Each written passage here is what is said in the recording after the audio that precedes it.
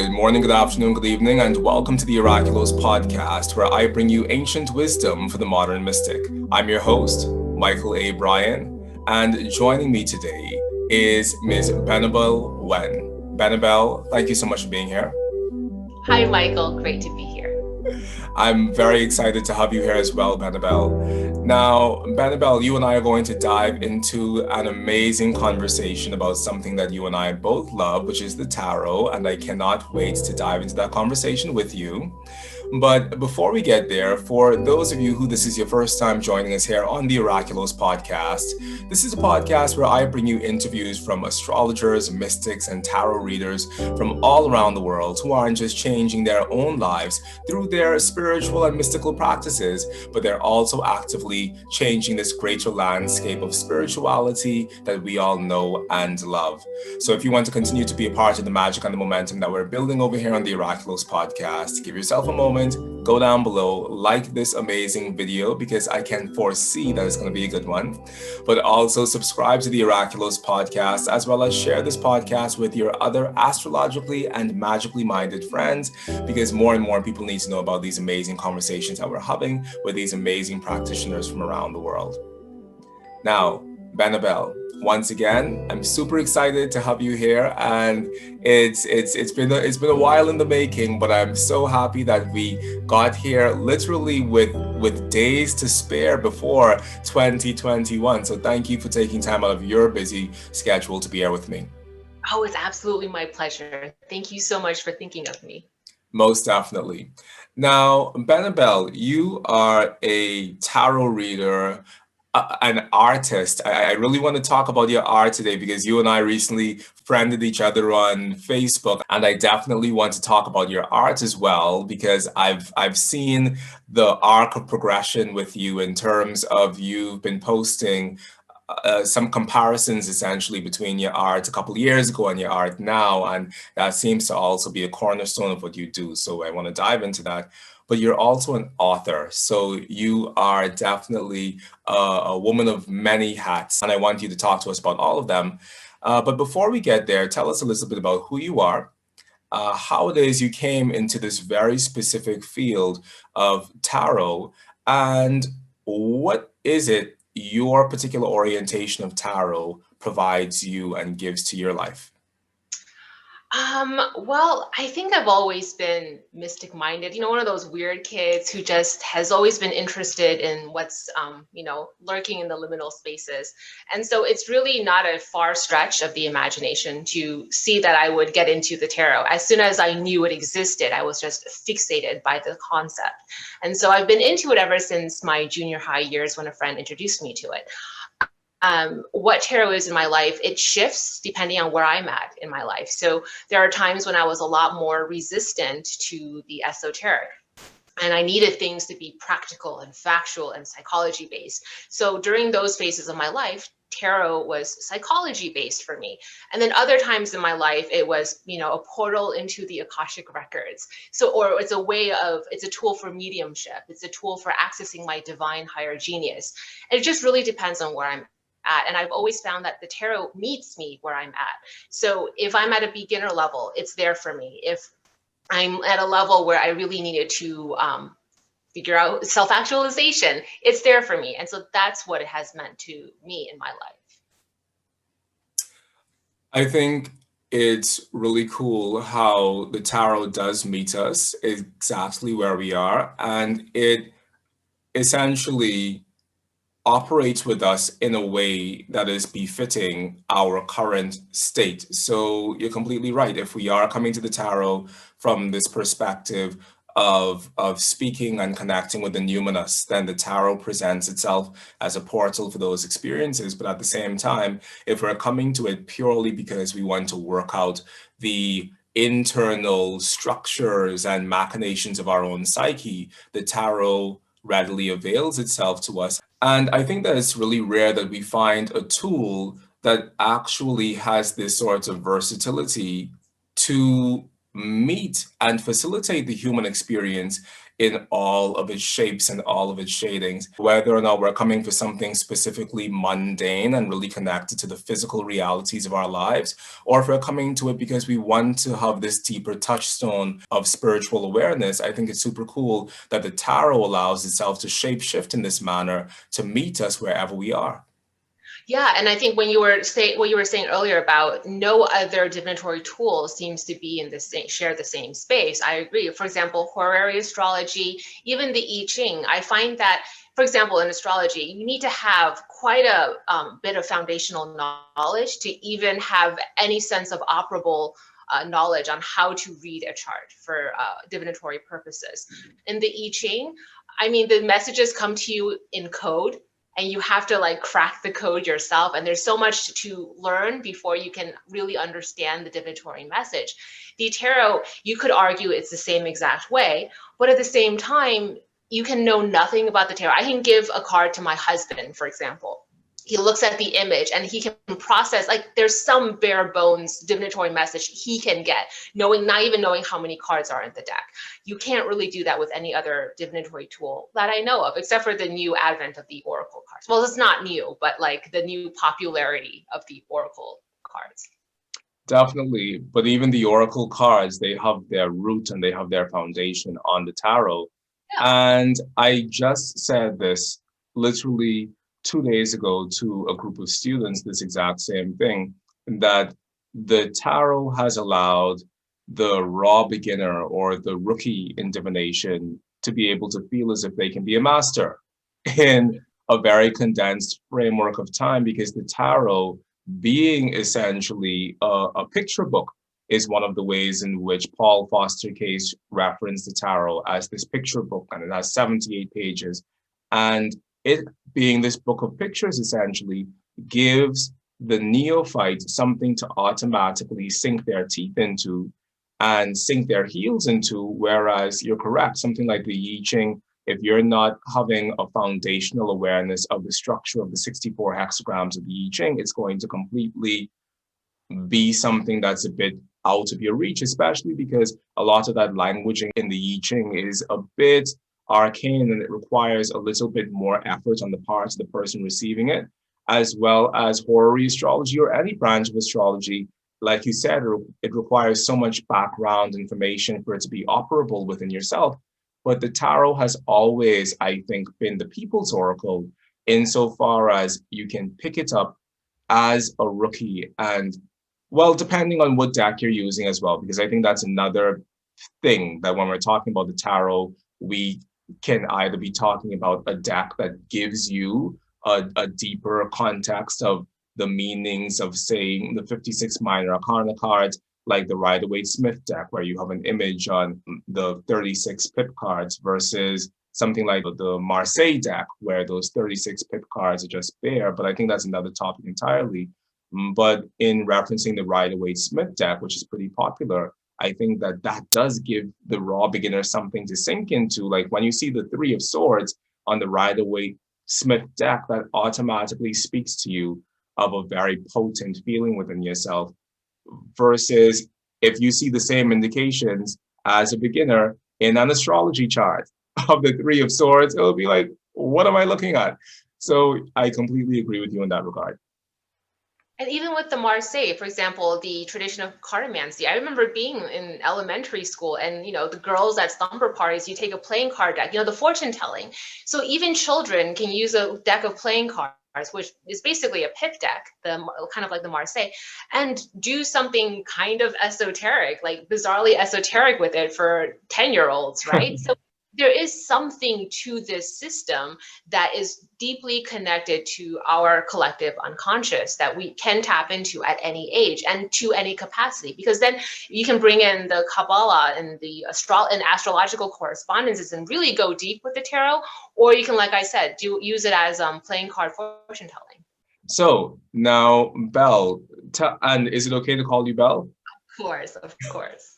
Okay, so Belle, talk to us a bit about where you have taken your own tarot practice, because I know when I got to take a look at your book, Holistic Tarot, which was about 2 years ago, I was in New York City, and I came across your book, Holistic Tarot. It was completely different insofar as tarot books go because you integrate so many other strands of your own esoteric and spiritual life into the book that it really turns it into a holistic approach to the tarot from your perspective of bringing in all of these multivalent fields that you're also attached to or that you also hold near and dear. So talk to us a bit about how your personal journey with the tarot has moved beyond just tarot and has served as a container for other things that you're passionate about as well. Well, I think right now, well, the holistic tarot, the manuscript for it was written over 10 years ago. So hopefully we've evolved and changed in 10 years. So I really do believe where I am now is very different from where I was when I was writing the manuscript. Because remember, when people get the book and it's in the bookstores, it's already been 2-3 years since I had anything to do with the book. So it's been quite a distance from that. At that time, I was trying to make sense of the world. I was just past my first Saturn return, or I think I was in it, and I just was trying to figure out, what next, because I'd achieved all the things that society told you you're supposed to achieve, but then I didn't feel fulfilled. I was feeling very empty. And so tarot was kind of my introduction back into a way of cultivating personal spirituality and returning to that space that I had neglected for so long. Now, in terms of my relationship with tarot, right now I'm using the tarot to try to figure out a universal religion and using it to tap into to better process my understanding of what God or divinity or the Holy Spirit or that concept is. And so that's a very different place from where I was 10, 12 years ago. It is. It is a very different place just hearing you talk about that story. And also within myself, realizing that that story that you shared is something that exists at the heart of any of us who allows these tools of divination and mysticism to really take us as far as they can. Because I think that all of us, we get this internal prompt that we need to go deeper, or that this tool that we're using, yes, it can tell me whether or not Billy is my soulmate, and it can tell me whether or not moving next year will be the right thing to do. But these tools of mysticism and divination, fundamentally, they lead us back to God. They lead us back to the eternal, back to the numinous. And my working definition of divination is that divination is the art and science of communicating with the divine via an established symbolic language. But this concept of communicating with the divine is central. And when we're giving readings to people where they ask, is Billy the one? Or should I be moving to Portugal or whatever? We can sometimes forget that we are actually dealing with the dynamic forces of nature when we actually pick up a tarot deck and give someone a reading.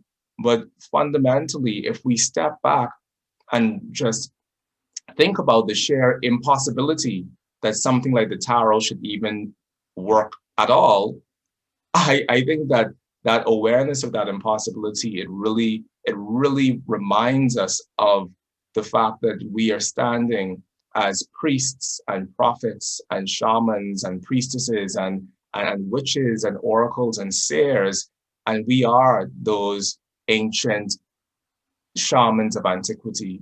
Every single time we give a tarot reading, whether or not the tarot reading is about Billy or it's about the Bhagavad Gita, we are always doing spiritual work when we pick up the tarot.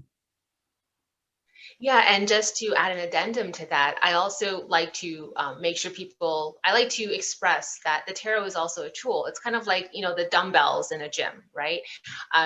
Anybody can use dumbbells to just improve their physique, improve their body and gain strength. But then somebody who wants to become, I don't even know what they're called, if you want to be an Olympian, there's different approaches to it. But then the Olympian, at the end of it, it's still their own inner strength, right? They're bringing their own inner strength. And at the end of the day, these are just tools that help us to discover our own inner strength. And that is what the tarot is. At some point, at some early point, we do project power onto the tarot. And it's like, oh, the tarot is the one holding the power. And I think that's a necessary step for us to process. But at the end of it all, it is us who is holding the power, and we're projecting that power onto the tarot. So I always like to kind of add that caveat so people don't put too much, prize on the tarot, because ultimately it's you, not the cards. Definitely. And I think that's a really important distinction to make, because all of these tools of divination, as we rightfully call them, tools of divination, they are tools in the same way as a phone. A cell phone is a tool of utility that allows us to communicate with someone else. The tarot also, and Hori astrology, and the I Ching, and the runes, and geomancy, and all of these things are tools that facilitate communication. Now, whatever's on the other side of that communication, whether you call it God, Goddess, Holy Spirit, divine guardian angel, whatever you identify that as, it's completely, your to do. That's your business, whatever you want to be in communication with. But fundamentally, the tarot is like your iPhone. It's like your cell phone.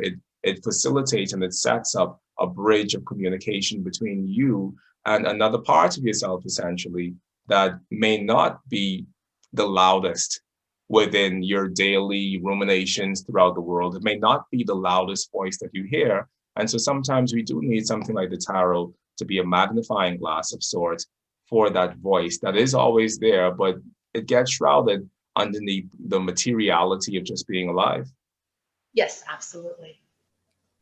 Now, Belle, talk to me a bit about your own journey in terms of giving readings with the tarot, because in the same way as I know that you said that today you are a much different practitioner than you were 10 years ago, I'm sure that today your experience of a tarot reading for yourself, when you give one to yourself or if you give one to somebody else, I'm sure that that is also very different from 10 years ago. So talk to me a bit about the process of holding space for clients today versus then. I've been giving readings since, well, in high school, it was to your friends, right? And then in college, it was for sorority fundraisers. I was part of a sorority. So I did a lot of readings, and I became quite popular among my friends and the Greek community to do the readings. Oh, Belle, she can do the readings. If you want to know how you're going to do on your finals, or if Billy likes you, then get Belle to do a card reading for you. So I've always been doing readings. That's how I entered the tarot.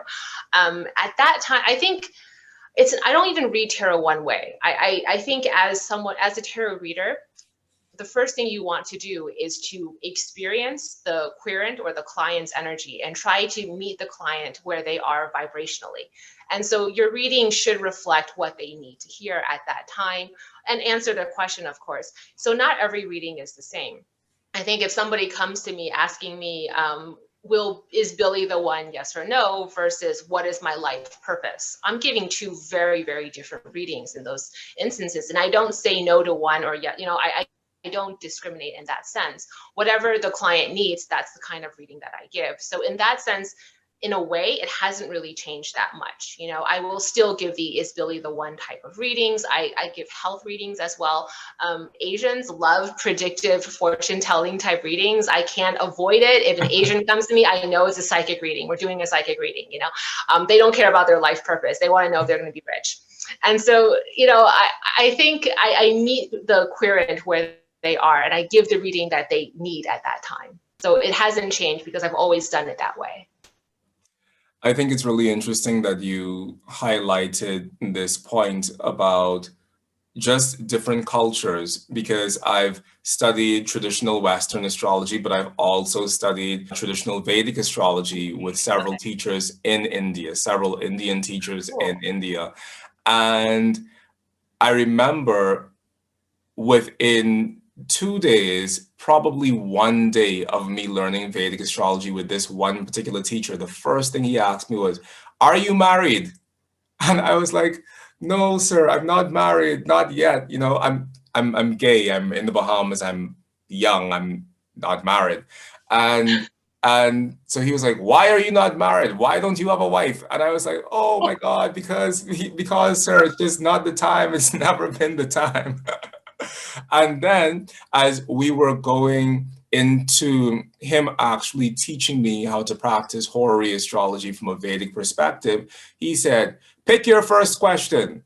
And so I was sitting there thinking, because you never put on the spot to pick a question for divination. You usually come with a question for divination, and it was completely beyond me that in this moment I could just force a question because he wanted to prove a point of teaching me a technique. So he said, "Oh, you're taking too long with your question. I will tell you your question. Your question should be, when will I get married? That is the question we're going to ask." And I was like, "Oh my God. But I just found it so completely different, this perspective essentially between things that are important based on cultures. In India, marriage is a really big deal, and I dare say it's a much bigger deal than it is for a lot of people in the West. And as I moved through Vedic astrology teachers, it always came back to this question of, "Mychal, are you married? When will you get married? You should ask a question about when you're going to get married." And so I'm curious to know for you why you think that difference exists. I have some thoughts about it, but I'm curious to know for you, between having clients who have a more Western orientation to life versus clients who have a more Eastern orientation to life, why do you think these cultural pieces are so different for us? Oh man, I have an answer. I'm just thinking about it because I don't want to get too controversial, and I'm treading in very dirty ground right now. Okay, It's so so good. I'll just no filter, no filter. Well, here's the thing. Bluntly, just in terms of my experience in the Eastern culture and Indian culture, Chinese culture, there are some similarities. There are a couple of ground notes that they have in common. And so from just looking at Chinese culture and how I would answer your question, being somebody of Chinese or Taiwanese descent, being in the Chinese mystic cultures versus growing up in America, it's socioeconomic more than it is cultural. If you talk to someone who's really, really wealthy, they feel empty and they are asking the life purpose transcendence questions. If you find somebody who just, by birthright are interested in spirituality, they are just going to ask those types of questions. The artist healer archetype, those types of people in any culture is going to ask that question. The problem is in the Eastern Hemisphere, a lot of these countries are developing countries. And so the people you're encountering are people who do need, marriage as a form of socioeconomic security, especially among women. You look at these communities that do really care a lot about wealth, job security, and love. And then in the Western culture, I really haven't found it to be that different, to be completely honest. If you don't have a partner in your life, then you're still, for the most part, most people in particular circumstances are still asking the question, when am I getting married? Is Billy the one? That is still, and I think you have to be somebody who's more tuned into spirituality to not be interested in that question. So actually that person is extraordinary, not ordinary. Because if you're not married, you want to know when you're getting married, unless the exception to the rule is you don't care about that and you're one of those people who are more interested in self-actualization. But that's the exception, not the rule. So no matter where you go culturally, I still think it's socioeconomic. That's a really great distinction, and it definitely gives a lot of food for thought, because I think on one level there's that possibility of viewing it as being uh, um, which side of the world are you on sort of thing. But at this deeper level, you're saying that it goes back to the structures that we have in society on a whole.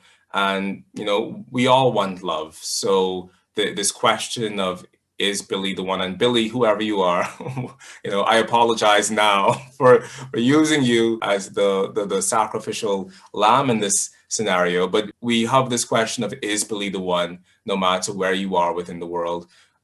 Something that I've personally kind of found, and once again, this is probably, you know, going in an awkward direction, but it is just felt for me, at least, being a practitioner in the Bahamas and serving whichever community I serve, that I have found a lot of these existential questions of what is my spiritual path in life, or what is my life calling, or what can I do to align myself with my highest good and my highest purpose and potential, and the questions within my part of the world, I guess, tend to be these really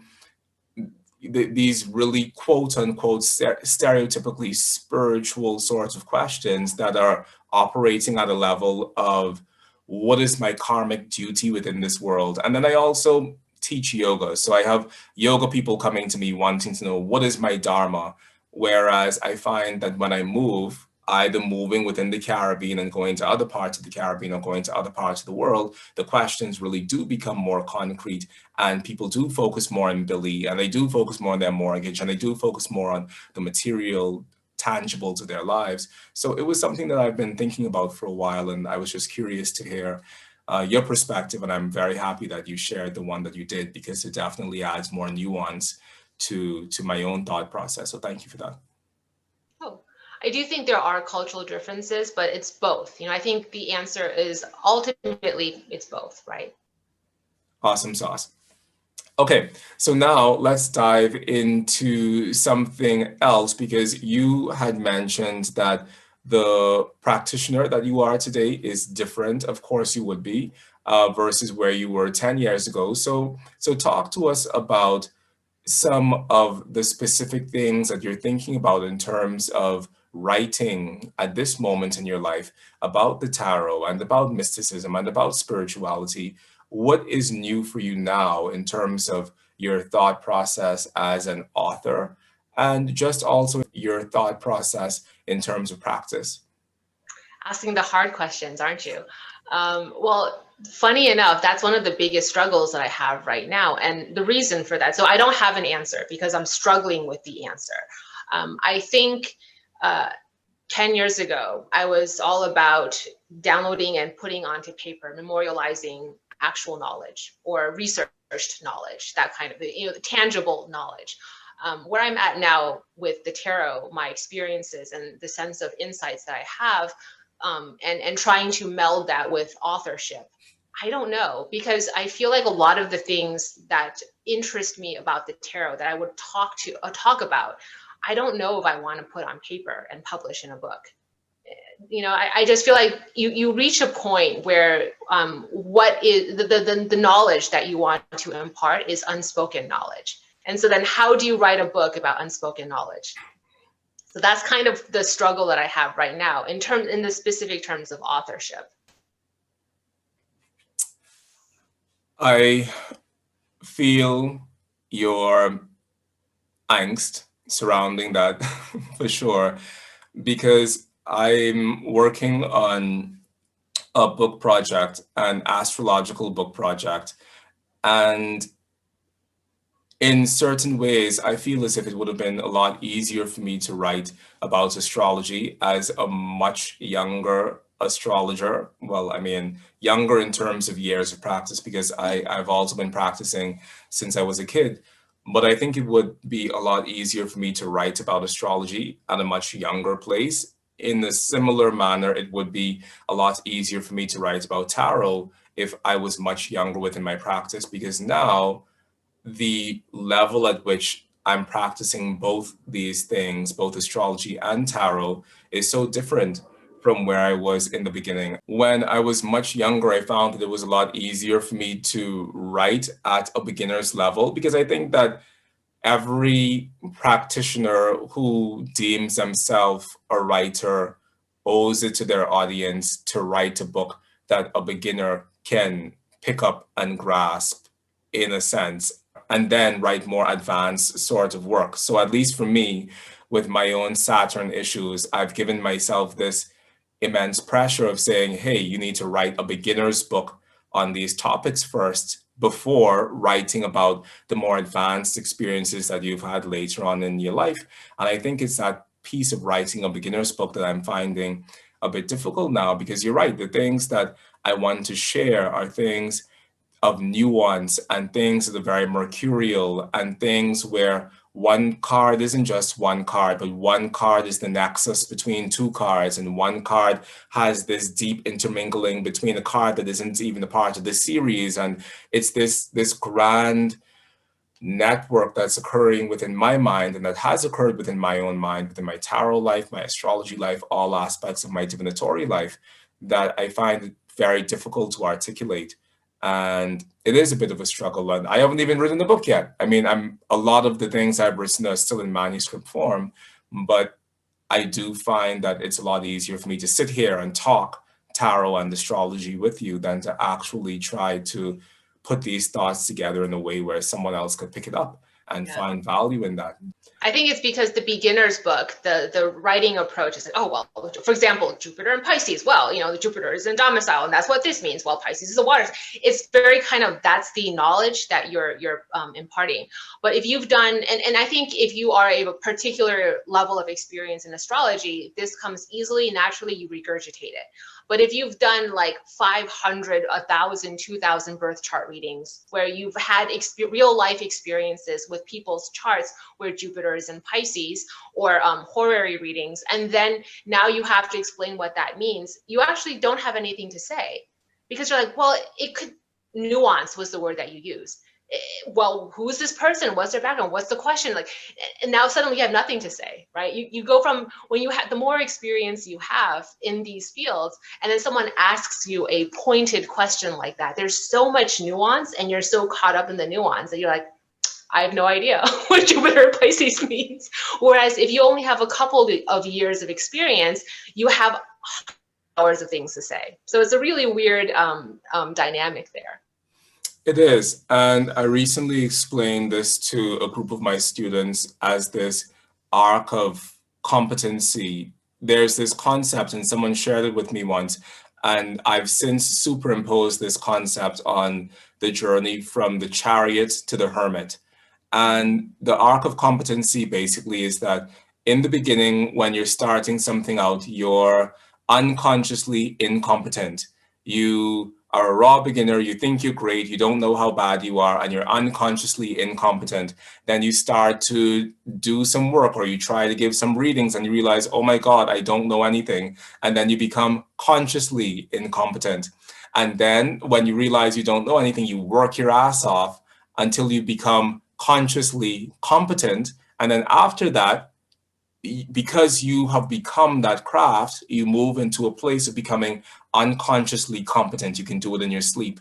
And for me, I kind of view that as being this arc from the chariot to the strength card to the hermit card, where the chariot is really trying. I feel when I see the chariot, it brings up this deep internal sense of trying to create a very specific mode of reality, which is that conscious competence thing. You've caught a glimpse of where you're deficient, and so you're consciously trying to be something, and you're consciously trying to do something, and then you move into this grace state or this flow state as you move into the strength card, which is this conscious competency, which is like kind of the bridge between that. And then you get to the hermit ultimately, and the hermit is just silence.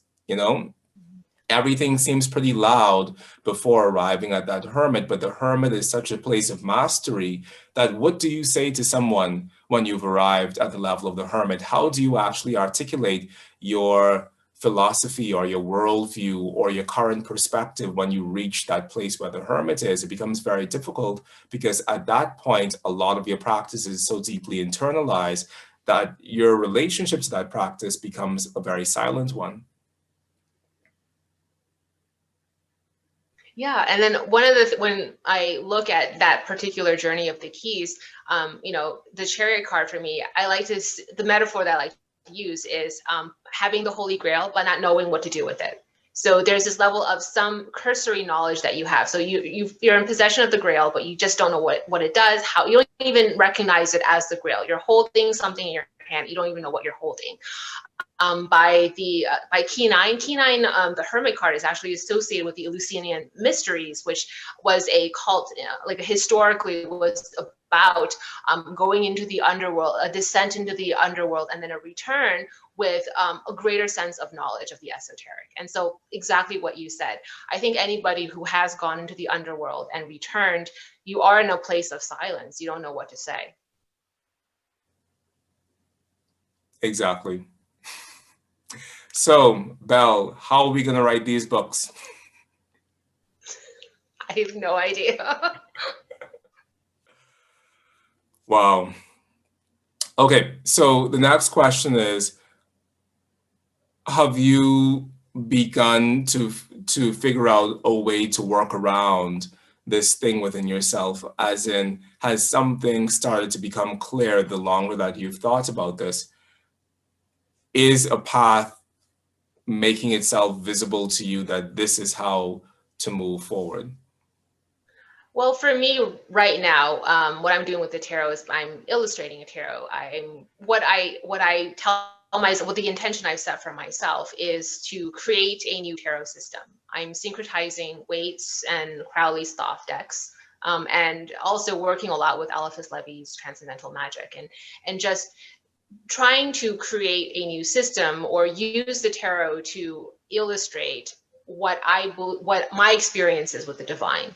And you, through those illustrations, kind of like channeling or doing something with the art, so that it is a book. I am writing a book. And when I give another person this book, this deck of cards, then they can read it and experience the different levels and layers of what I would otherwise write in a textbook.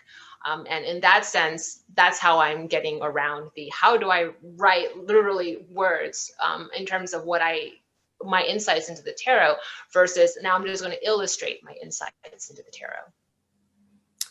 Now, those are very specific traditions that you're bringing together, and I'm super happy that you mentioned Transcendental Magic by Eliphas Levy, because I don't find that a lot of the younger generation of practitioners even have a concept or a context for who he was and his contribution to our entire field of Western esotericism. So thank you so much for holding space for that. And at the same time, are you then going to write a companion textbook? Just because I personally feel, and after seeing some of your artwork and the various thoughts and the various ways in which you are channeling this new symbolic paradigm, are you going to give us a textbook as well so that we can know how to navigate these cards? Or is it that here is the deck and you take your own divine genius and figure it out? No, absolutely. There's the companion guidebook. It's the companion guidebook. The earlier editions, I think the Vitruvian edition was close to 700 pages. So I wrote a 700-page operation manual for the deck. But yeah, so I will write a guidebook to that. But it's not going to be how to tarot. It's more like these are the symbols in the cards. This is the historical legacy of which each symbol means. This is what this author said about it. This is what that occultist said about it. So that's more what the book is. So it's kind of clinical in that sense. It's not the actual insights, but it gives you all of the I guess the pieces, the crumbs that you would need in order to lead to the insights. And yeah, I absolutely agree. I actually have a course online about witchcraft that's centered on Levy's Transcendental Magic, or high magic, however you want to translate it. And he's actually the common denominator in the tarot systems. Waite did the English translation of Transcendental Magic that has become the sort of go-to English version of that book. And Aleister Crowley believed himself to be the reincarnation of Eliphas Levy. So it's interesting. And then like they have their own little like disputes, Waite versus Crowley, that they kind of like digged and jabbed each other about their actual knowledge of Levy. Like they always questioned each other's real understanding of Levy's works. And so it's just a really interesting space to occupy when you look at how the two are syncretized and through Levy's works. That's really cool, Belle, and I can't wait to get my hands on that because where I am, that sounds like the sort of book that I would greatly enjoy. As you were speaking, I thought about this other book, Kabbalistic Tarot by Robert Wine, Robert Wang. which was the very first book that I had picked up on tarot that approached it in this more clinical sort of way regarding the various symbols. And actually, that's not true because the Book of Thoth by Crowley kind of does that as well in terms of breaking down at least the symbols of the major arcana and then the court cards. But the whole point is that I really enjoy this deep understanding of the symbolism and where things come from and how and why you've chosen to integrate them into the card in order to bring out more of the essence of that card. And so I'm really excited that you're doing this work because this is more of the tarot work that we need. There's a lot of this new generation of tarot, and I mean, there are all of these approaches to tarot. There's the Pokemon tarot, and then there's the True Blood tarot, which is about the vampire series, and then there's the Harry Potter tarot. Then there's the other vampire tarot. What's the thing? The Twilight tarot, and Is there really? Are there's a you sure? There's no there's a way. Twilight I don't believe you. What? there's a That's Twilight tarot. There's a Twilight tarot, and I just sit down in the Bahamas in my pajamas and I look at this entire concatenation of tarot decks that people continuously come out with. And within them, I feel as if your work stands as a gem because you're really holding on to the reason why these things were created in the first place, and you're bringing them out of yourself in a way that holds true to our legacy. So thank you for that. Oh, thank you for saying so. Definitely. Now, Belle, let's talk about your artwork for a bit because I know that you have been recently posting some photos on social media about your art and the sort of art that you created in the past versus the art that you're creating now, or rather, versus the same renditions of those past art pieces in the present. And as an outsider looking in, it's completely astonishing just the grace of the lines that you use within the formation of your art now in comparing the two pieces. So I want to know from you, what has that journey been like to become an artist as well as to use those skills to create a tarot deck? The black and white line drawings, the first edition of the Spirit Keepers Tarot deck was 100% hand drawn. It was just line drawings. I used a pen. I mean, I first started with a pencil, but like basically it's all hand drawn. My approach at that time was I will only use the tools that somebody in the 1700s would have had access to. Graphite pen, some form of ink, a straight edge. They had some kind of a compass, some kind of a protractor. These were the things that they used, and so those were my only tools.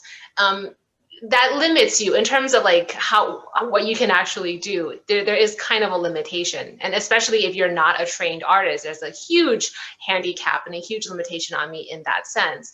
I never delved into digital art before, and this year 2020 was the first time I ever started learning digital art. So I would still hand draw the outline. The line drawings are still all hand drawn by ink, but now I scan it in and I can digitally color it in. I can digitally, so for example, before, if I draw a hand and I messed up the proportions, it is what it is. Like that's the end of the line, right? Like it is what it is. Now I can scan it in and fix it. So it actually is proportionate to the human being. There's pros and cons to that. You lose something from that, but you gain something from that. And that's just a decision that every artist or illustrator has to make case by case. But yeah, there's a gain and there's a loss whenever you do something like that digitally. But that has been the process. It has gone from something that was 100% analog to something that now blends in the technology that we have today. Great stuff. And are you, in creating your new tarot deck, is that the sort of work that we can expect from you? Or are you still bringing in some of those 17th century themes of that not necessarily so digitally perfect, but genuine and organically beautiful. Are you still bringing that in, or are you completely doing all of your artwork within the context of this new digital art shift for you? Well, I want to approach digital technology as just a limited tool. And so when I audit every single one of the illustrations, because I do have experience in traditional art, so I ask myself, is this something that I can do through traditional art, traditional means? So for example, I want to make sure I replicate what you can and cannot do through oil paints, gouache, watercolors, pen and ink, colored pencils. So in that sense, I still am limited. So for example, orbs, I can't have like these, the white lights of high fantasy art, because that's not something you can necessarily replicate in the 17th century with traditional art tools. So I just use the digital art medium to be able to more conveniently or efficiently replicate traditional art tools. So it does still keep with that. And I think one of the great things about having 3 different editions is it's the same architecture as the first edition.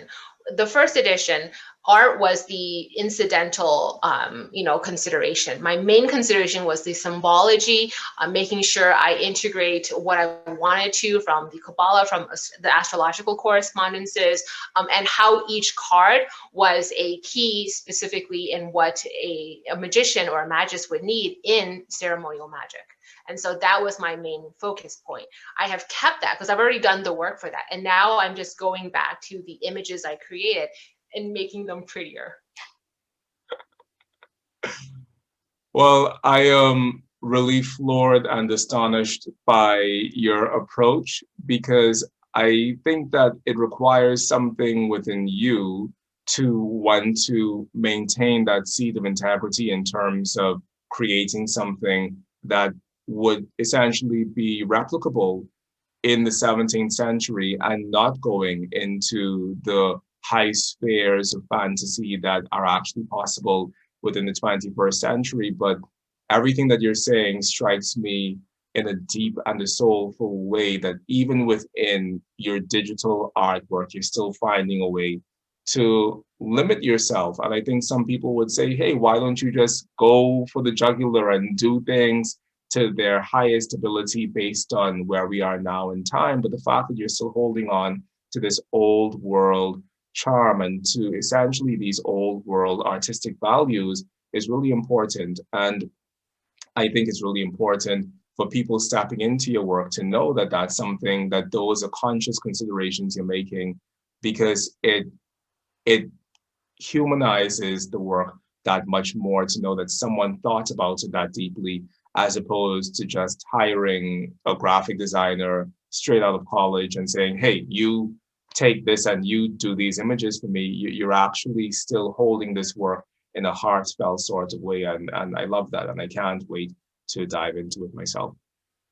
It was very important to me that at every stage of the tarot publication process, the artist's hand is painfully evident every step of the way. So in the book, you can see me. In the artwork, you see me. Even when you receive the deck from me, when I get into the deck publication, the launch, all of that, mailing out the decks. So for the first and second edition, I did ritual magic over all of the decks. And people who receive the decks, I will explain to them what was done to it. I created anointing oil, and the anointing oil itself, the oil of bromelain, I went to Istanbul to get the ingredients. I used Athenian olive oil that I personally purchased from Athens, Greece.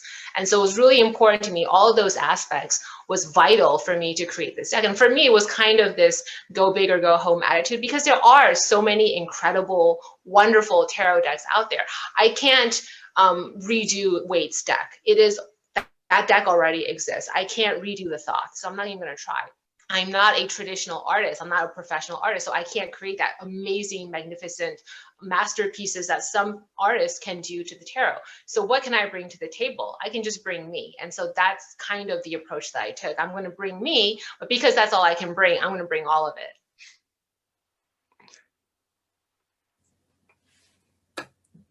I am speechless, and I'm also deeply, deeply satisfied by hearing your approach to the integrity that goes behind your art, especially because, like we said earlier, the tarot is such an open field for anyone to enter. Oftentimes the tarot that we're presented with in the world is a really watered down and diluted version of what tarot can be.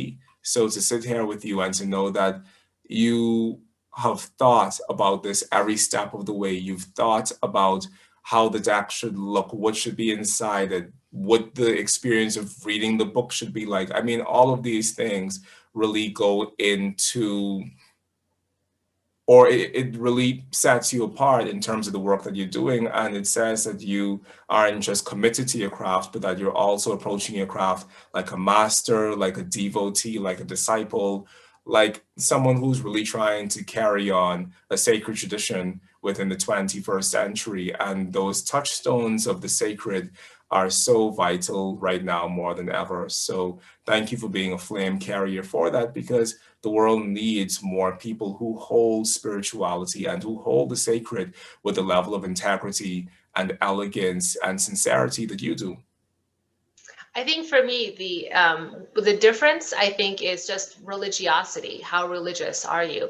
So because I do consider myself very religious rather than spiritual, and because I am religious in terms of just my worldview, I answer to a higher authority, and so it's not necessarily integrity. It's more, well, this authority figure can see, you know, and since I answer to that authority and they can see everything that's happening, I don't have a choice but to do every step transparently for that authority.